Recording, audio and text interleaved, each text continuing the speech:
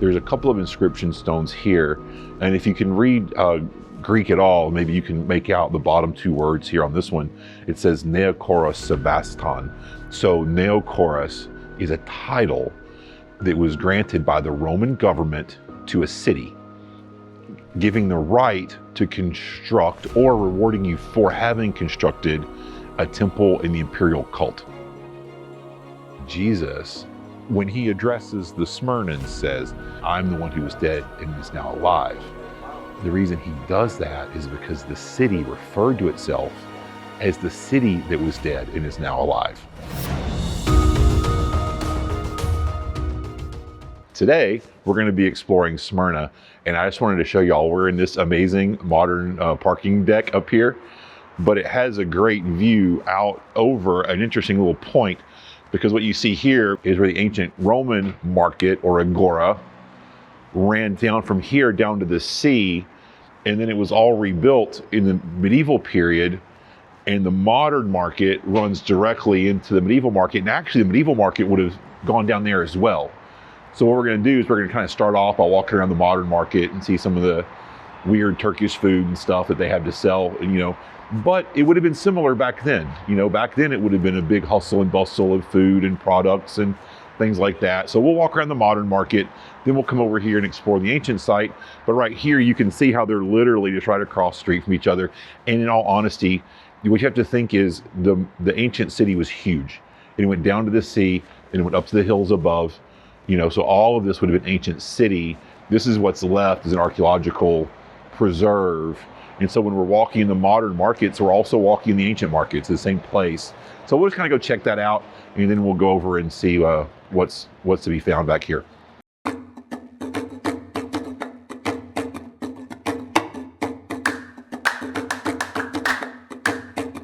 So we're in the markets of modern day Izmir, which was ancient Smyrna.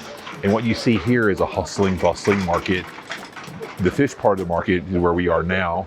There's all kinds of food, local produce, also clothes sold. And what you have to think is what you see now is not that different than what was happening 2,000 years ago. So it's a pretty neat thing to see that, this city has survived. It's changed, it's Turkish now, but it's still the same kind of thing going on that the apostles would have seen as they passed through these markets, and really in the exact same place just 2,000 years ago.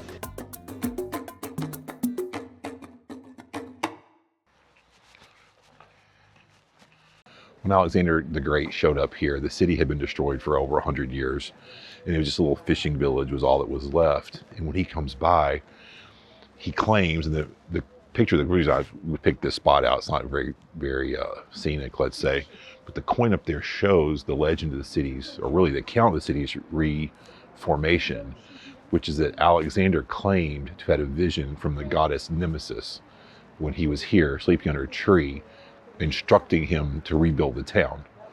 And so Alexander rebuilt the town, which is why Jesus, when he addresses the Smyrnans, says, I'm the one who was dead and is now alive. The reason he does that is because the city referred to itself as the city that was dead and is now alive, because of this event of its replanting by Alexander. Because there's a modern city of over 2 million people here, the archaeological site's a little bit limited because people live here. They can't go digging into their houses. But just so you'll kind of understand the scope, the city is depicted here. So all of this was walled. All we're going to see is a little bitty bit of this right here today. But the city would have extended. I mean, we're going to see less than 5% of what was here. Way less than 5% actually. So what's mostly left here in Smyrna are these underground archways or arcades. And basically all of this is just the substructure. It's just the basement for a Roman basilica, which was like a government/court building that they built.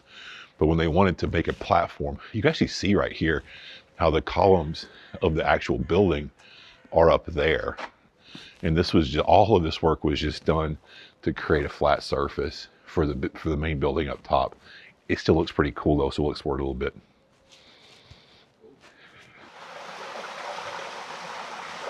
Anytime we talk about ancient cities, we always talk about how they have to have 3 ingredients. They have to have arable land, they have to be able to grow food, they have to have a water source, and they need trade routes. Smyrna had all that in spades, okay? It's a natural port. straight across the Aegean from Athens. So it was a sea trade center going back thousands of years.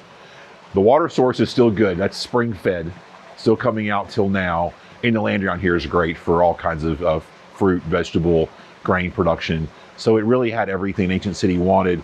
And what's crazy with the water is there's actually places sort of back behind the camera, we'll go look at a couple of those, where it's still coming out of pipes that are 2,000 years old. So the Romans built pretty good, I guess. All right, so I wanted to stop here and show you guys something. There's a couple of inscription stones here, and if you can read Greek at all, maybe you can make out the bottom two words here on this one. It says Neokoros Sebaston.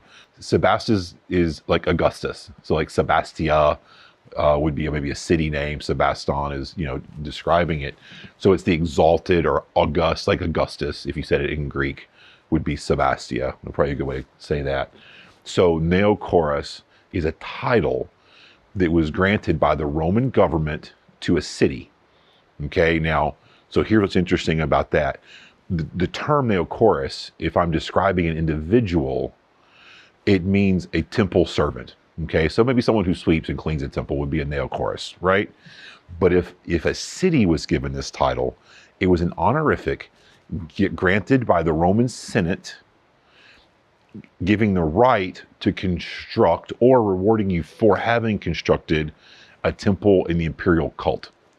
Okay, but it was a big reward. And basically it's kind of like saying, wow, you're the greatest, best emperor worshipers ever. You're so good at emperor worship, you get a prize. And the city of Smyrna was super proud because there was a certain point in history where they had been awarded the title Neokoros 3 times, whereas Pergamum and Ephesus had only gotten it twice. So they're like, haha, we're winning the Neokoros champions. We're the best emperor worshipers ever. Eventually, to their chagrin, Ephesus passed them and got to 4. But it just shows you how influential and important the whole cult of the emperor thing was. That even till now, we can find these inscription stones. This one talking about the city. The one over here is talking about a high priest, the guy who was the high priest for all of Asia Minor of the imperial cult. Okay, and what that lets you know is that when guys like John and Paul, Philip, when these guys show up to this part of the world to preach the gospel, they're up against an entrenched, established religion. Now for us, it's horrific and godless and idolatrous to be worshiping humans in the city of Rome, but it was super entrenched. It had temples everywhere, and it had people who were bought into it, who were invested in it, and it had the entire wealth of the Roman structure and empire supporting that. Rome liked the fact that the provinces worshipped Rome, worshipped their emperors. And so this is the structure that the apostles were up against. And it's important to see that we're kind of not joking about it. It's a real thing that was really powerful. And you can kind of see it in the stones here. So it's worth noticing.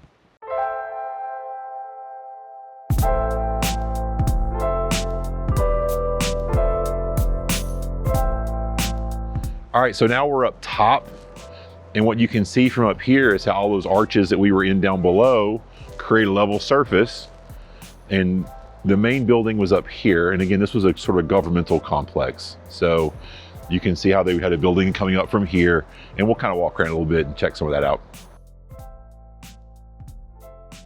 What you see back here to the right, this is a city council chamber, like for sure. This is how Romans built that. What you have to remember is that the Romans, even though they became an empire, had their roots in republican government, and it's some level of representation. And so in the cities they conquered, they would have city councils that governed, the day-to-day affairs of the city and its expansion and growth, and, managed public works and things like that. And those guys would meet in a place like this, and they would talk over issues, debate them, vote on them. And so there was, again, some level, all under Rome, but there was some level of, sort of representative government at a local level. All right, so we wanted to show you this part of the city because this is more of this governmental complex. And what you can see here is this really, really extensive mosaic floor. which had been a part of sort of a reception building for the government complex, leading over to the actual council chambers over there. And what you have to think is, if you're building this large of mosaic, what are you trying to communicate? And it represents a lot of man hours. You can imagine every single stone back here, it has to be chipped and placed. You know, what color do we want here? I want a gray stone, a black stone, a white stone, you know, to create the images that you're seeing. It's a lot of man hours, and that means it's expensive. And so what they're saying about their city is they're saying, well, look at our Capitol building, look at our municipal complex. It reflects us and our wealth and our grandeur, and we're pretty rich. And then if you notice, we'll show you some of that in a minute, all the granite columns. You know, granite is more expensive, just like modern day, you know, like if, you know, people want granite countertops, you know, that's fancy or whatever. It was the same back then. If you had granite instead of limestone for your columns, it was just showing off a little bit of wealth. And this was extensive, you know, use of granite columns. So they're showing off wealth. And so then the question becomes, well, how'd they get so wealthy? And there's two main reasons. Number one, it's a shipping center. Okay, Smyrna is a natural port, and it's almost directly across the Aegean from Athens. In this province, Asia Minor was the richest province in the Roman Empire. Okay, if you talk about richest cities in the Roman Empire, you're basically talking about a competition between Smyrna, Ephesus, and Corinth, two of which are here. And there were other also really, really rich cities in the area. So this was a super, super, super rich region. And Smyrna is sort of at the end of a valley. So you could bring goods out of the interior to here, ship them out. So shipping was a big deal here. That was a part of their wealth. The other part of their wealth is, you can see this in the name of the city. It's Smyrna. It has the word myrrh in it. You know, if you remember the birth of Jesus, gold, frankincense, and myrrh. Myrrh was a spice used oftentimes in the preparation of bodies, you know, to sort of help them smell better a little bit. It was a spice, but they used it in burial customs throughout the empire. And for whatever reason, this city was given the monopoly on importing and distributing myrrh in the Roman Empire. And so they also had that going for them. And between the two, they were doing just fine. You know, financially, the city was doing really well. And so that's also part of the mix here. Thanks for watching this video. If you enjoyed it, click like and subscribe. It really helps us. And if you really enjoyed it, go on over to our website, thelandofthebible.com, and become a supporter. It helps us generate more content and gives you access to our full library of video and Bible study content.